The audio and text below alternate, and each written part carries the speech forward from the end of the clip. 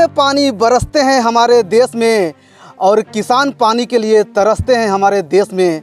शायद ये शायर जो है पूरा देश भर में फेमस है और इसी को लेकर जो है चाहे हम कांग्रेस के राज्यसभा सांसद इमरान प्रतापगढ़ी की बात करें या फिर अन्य नेताओं की बात करें तो कई बार उनके मुंह से जो है ये शायर सुना गया है। लेकिन देश में जो है लगातार अगर देश के कई हिस्सों में अगर हम बात करें तो लगातार बारिश हो रहा है और बारिश के वजह से जो है किसानों के चेहरे में एक अलग सा रौनक जो है वो दिखा जा रहा है। अगर ख़ास करके हम झारखंड के साहिबगंज ज़िले की बात करें तो साहिबगंज ज़िले में जो है एक और उत्तर वाहिनी गंगा नदी है तो दूसरी ओर पहाड़ियों का श्रृंखला है और पहाड़ियों के श्रृंखला पर जो है बसे किसान जो है उनके चेहरे में रौनक है क्योंकि लगातार जो है अगले 3 दिनों से साहिबगंज में बारिश हो रहा है और बारिश की वजह से किसानों के चेहरे पर एक अलग सा मुस्कान जो है वो लौट आया है।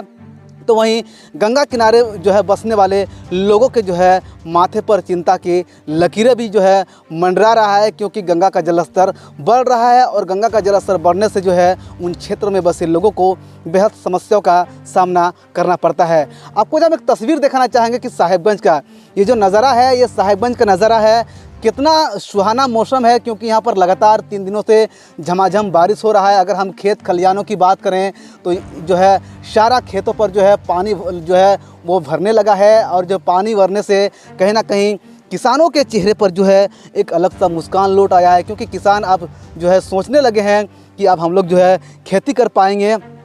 आपको एक तस्वीर दिखाएंगे क्योंकि जो अगर हम जो है साहिबगंज ज़िले के तालझारी प्रखंड के समाज सेवी की बात करें या फिर किसानों की बात करें तो काफ़ी सारा जो है किसान के बारे में ये जानकारी रखते हैं। साथ ही साथ जो है अगर खेती बाड़ी की बात करें तो काफ़ी मेहनती जो है समाज सेवी है। आप तस्वीरों में साफ देख पा रहे हैं कि किस प्रकार झमाझम बारिश अगले 3 दिनों से साहिबगंज में लगातार हो रहा है। लोग घरों से निकलने के लिए जो है सोच रहे हैं लेकिन जो है ओम प्रकाश बाबा बाहर निकल करके जो है वो खेती करने में जुटे हुए हैं और अपना खेत सबको जो है वो किस प्रकार साफ़ कर रहे हैं, कचिया लेकर के, वो भी छतरी लेकर के जो है साफ कर रहे हैं ताकि जो है अगले 10 से 20 दिनों में ये अच्छा से खेती कर सके। और इसका जो ऐसा नहीं है कि खेत नहीं है, यहाँ पर जो है सारा व्यवस्था है। हम लोग बाबा से भी जानेंगे कि आखिर बाबा जो है यहाँ पर क्या कर रहे हैं। बाबा, GTV भारत न्यूज़ चैनल में आपका स्वागत है। स्वागत है GTV भारत को भी हमारे तरफ से बहुत बहुत धन्यवाद। बाबा, लगातार 3 दिनों से बारिश हो रहा है, लोग घरों से जल्दी निकल नहीं पा रहे हैं और आप जो है छाता लेकर के बीच बहियार में हैं और जो है हाथ में कचिया भी लेकर के रखे हैं, क्या कर रहे हैं बाबा? क्या करें भाई, हम किसान हैं, समाज सेवी भी हैं, तो कुछ ना कुछ तो करना पड़ेगा ना।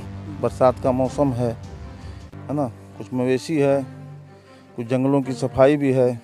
3 दिनों से लगातार वर्षा पड़ रहा है तो इस वर्षा में जो है तो किसान के लिए काफ़ी फ़ायदेमंद साबित हुआ है और खेतों में अच्छी जल जमाव भी हुआ है। तो चलिए दिखाते हैं। इस प्रकार बाबा के साथ हम लोग जाएंगे और देखेंगे कि खेतों पर आखिर जो है किस प्रकार का बारिश जो है वो जमा हुआ है। आपको हम जो दिखाएंगे GTV भारत न्यूज़ चैनल पर जो आप देख पा रहे हैं ये वही खेत हैं जहाँ पर बाबा जो है खेती करते हैं। और हम लोग जो है GTV भारत न्यूज़ की टीम अगर पानी हो या बरसात हो हम लोग जो है फील्ड में उतर करके जाते हैं और हम लोग खास करके जो है इस प्रकार जो विशेष रूप से जो रिपोर्टिंग होता है वो हम लोग धरातल से करते हैं और लोगों को बताने का काम करते हैं या हमारे दर्शकों को बताने का काम करते हैं कि किस प्रकार क्षेत्र का माहौल है। चाहे मौसम विभाग की बात करें या फिर जो है किसानों की बात करें तो वो लोग किस प्रकार का रौनक है। बाबा, साहिबगंज ज़िले में लगातार 3 दिनों से बारिश हो रही है, कहीं ना कहीं किसानों के चेहरे पर एक जो है रौनक जो है बहुत ज़्यादा बढ़ गया है। इस बार बाबा किसानों के लिए क्या क्या फ़ायदेमंद माना जा रहा है इस बार? किसानों के लिए यह मौसम बहुत ही फायदेमंद होगा। पिछले कुछ दिनों में रोहिणी नक्षत्र के बाद किसान मायूस थे, बिचड़ा गिराए थे लेकिन उनका बिचड़ा जो है जनरेशन अच्छा नहीं हुआ था। लेकिन बीच बीच में हल्का हल्का बूंदा बूंदी पानी पड़ा तो बिचड़ा तो किसानों का तैयार अच्छे ढंग से हुआ। कुछ नुकसान हुआ लेकिन बिचड़ा जो है बढ़ नहीं पाया जाता। अभी 3 इंच 4 इंच कहीं 2 इंच है ना, कहीं 5 इंच का भी बिचड़ा है। लेकिन ये लगातार 3 दिन से जो वर्षा हो रहा है यह तो किसानों के लिए बहुत ही फायदेमंद की बात हुई है। क्योंकि अब बिचड़ा खेत में पानी अच्छा मिल गया, वह बिचड़ा जो है खूब तैयार होगा, खूब अच्छे से तैयार होगा, खूब अच्छे समय में तैयार होगा। अभी धान रोपने के लिए उपयुक्त समय है।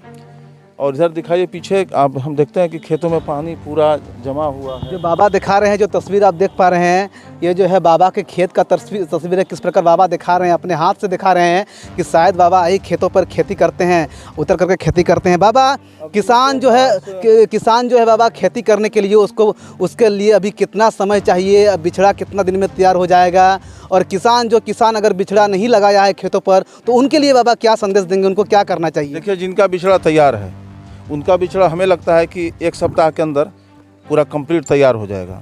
जैसे जिनका 4 इंची 5 इंची बिछड़ा हो गया है तो थोड़ा सा उसमें नाइट्रोजन का मात्रा देने से बिछड़ा बढ़ जाएगा, और खेत में नमी भी है, पानी भी है, बिछड़ा मरेगा नहीं। और 1 सप्ताह नहीं तो 10 दिन के अंदर इस इलाके में हमारे यहाँ जो है तो खेत धान की रोपाई शुरू हो जाएगी। जो किसान बिछड़ा नहीं गिराए हैं उनके लिए हमारा सलाह यही है कि जैसे अपने खेत में उनका पानी जमा होगा, उस खेत को अच्छी तरह से जुताई कर लें, खूब पूरा कादो कर दें, और कादो करके पानी निकालने का उसमें जगह बना लें ताकि खेत में पानी नहीं जमे, और उसमें धान का अछड़ा बिछड़ा मार दें। अछड़ा वह क्या होगा कि 3 दिन बाद जो है उसमें जनरेशन हो जाएगा।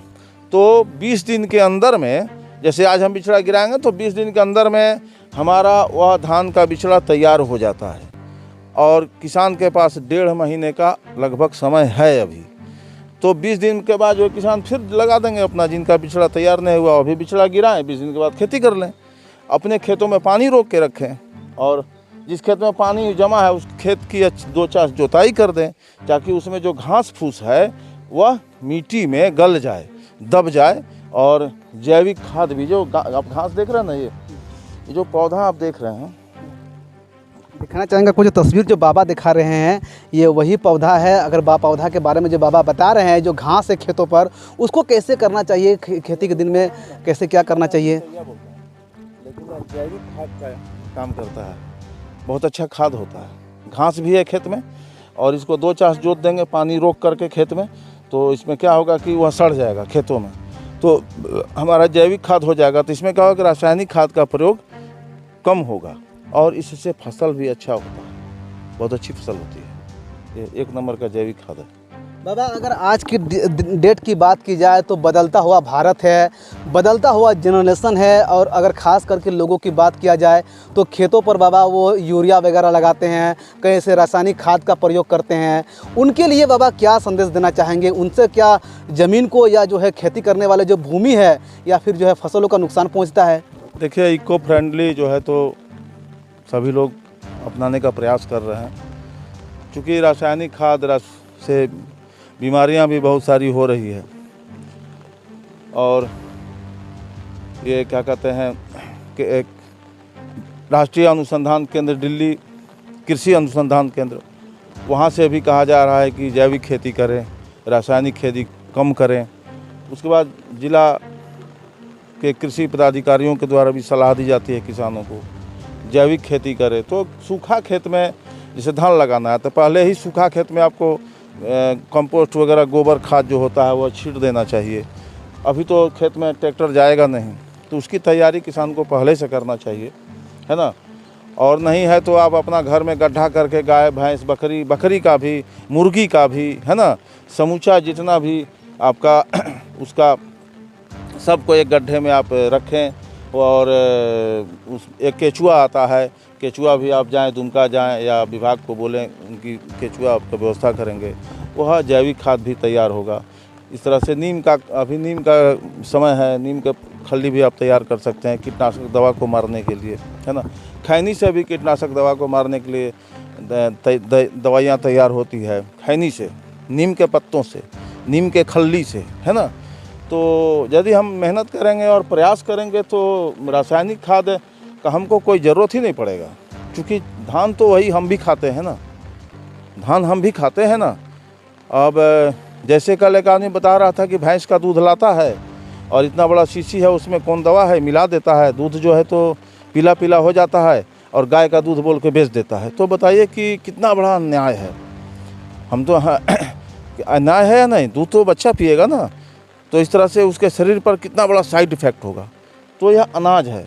हर जगह सब्जी अनाज ही हमको खाना है, सब्जी ही हमको खाना है। हम पत्थर खा नहीं सकते, हम मिट्टी खा नहीं सकते, हम कोयला खा नहीं सकते, हम तांबा खा नहीं सकते, हम तो अनाज ही खाना है। और किसान को अनाज उपजाने के लिए हमारा सलाह है कि भैया रासायनिक खाद से बचिए।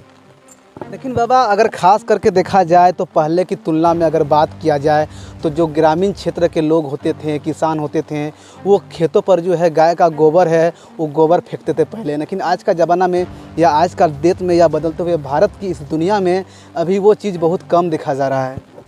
देखिए, इसमें मुझे आज खुशी हो रही है कि जिस समय भारत देश में टीवी नहीं था तो 20 घर का आदमी एक घर में आकर देखते थे रामायण सीरियल। हमारे घर में भी नहीं था, लेकिन आज सबके हाथ में मोबाइल है और सभी लोग उसके विषय में जान रहे हैं, विकसित भारत के विषय में।